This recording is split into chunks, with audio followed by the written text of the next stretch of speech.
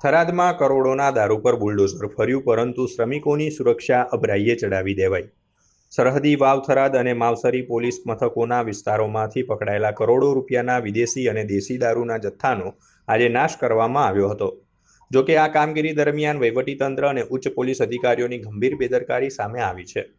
સુરક્ષાના સાધનો વિના કામગીરી કરાવતા અનેક શ્રમિકો અને જીઆઈડી જવાનો કાચ વાગવાથી ઇજાગ્રસ્ત થયા હોવાના દ્રશ્યોએ તંત્ર સામે અનેક સવાલો ઊભા કર્યા છે.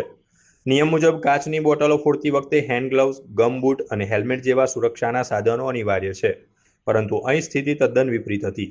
મજબૂત બૂટ કે મોજા ન હોવાને કારણે બોટલોના તીક્ષ્ણ કાચ ઉડતા અનેક જવાનોના હાથ પગમાંથી લોહી નીકળતું જોવા મળ્યું હતું. બપોરે અધિકારીઓની હાજરીમાં જ શ્રમિકોના જીવ સાથે થયેલા આ ખિલવાડથી સ્થાનિકોમાં ભારે રોષ વ્યાપ્યો છે. કરોડોનો દારૂ પકડતી પોલીસ શ્રમિકો માટે ₹500ના સુરક્ષાના સાધનો કેમ ન લાવી શકી?